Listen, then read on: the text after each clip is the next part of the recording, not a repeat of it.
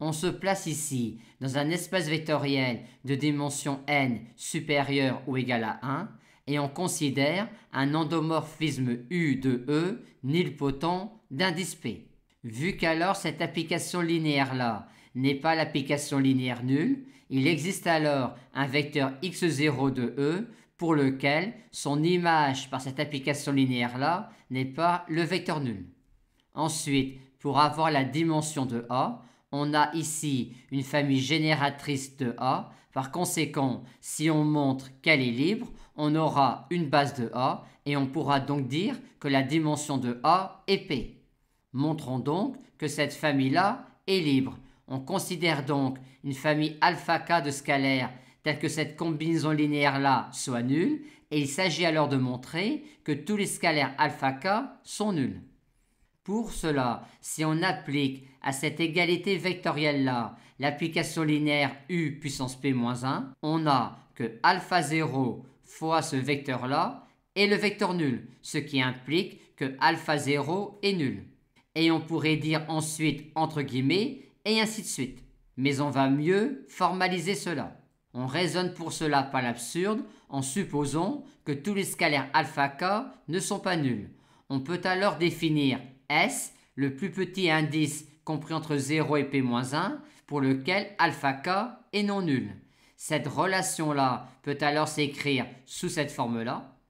Et pour déclencher l'absurdité, on va appliquer à cette relation vectorielle-là l'application linéaire up-1-s, ce qui donne alpha s fois ce vecteur-là égale le vecteur nul, ce qui conduit, vu que ce vecteur-là est non nul, à alpha s égale 0, ce qui est absurde.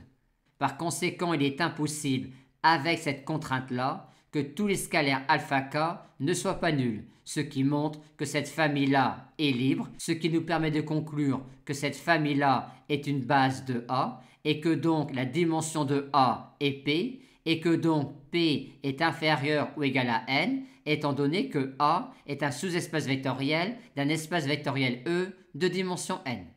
On a alors redémontré deux résultats importants sur les endomorphismes nilpotents d'indice P, à savoir que quand on considère un vecteur x0 tel que cela, cette famille-là est une famille libre de vecteurs, ce qui implique en particulier que l'indice de nilpotence est toujours inférieur ou égal à la dimension de l'espace vectoriel dans lequel on se place. On considère maintenant une forme linéaire phi sur E qui ne s'annule pas en ce vecteur-là. Et ici, il s'agit alors de montrer que cette famille-là de forme linéaire sur E forme une famille libre. On démarre classiquement et il s'agit alors de montrer que tous ces scalaires-là sont nuls. Si on écrit cela pour le vecteur x de E égal à ce vecteur-là, on a alors que alpha 0 fois ce scalaire-là est nul, ce qui implique, vu que ce scalaire-là est non nul, que alpha 0 est nul. Et on pourrait dire, et ainsi de suite. Mais on va, comme précédemment, formaliser cela correctement. Comme précédemment, on raisonne par l'absurde en supposant que tous les scalaires alpha k ne sont pas nuls. On peut alors considérer l'indice S suivant, et ceci s'écrit alors ainsi.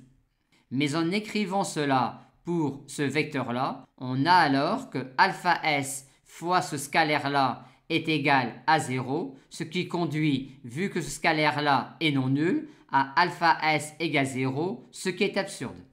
Et ce qui achève de démontrer la liberté de cette famille-là.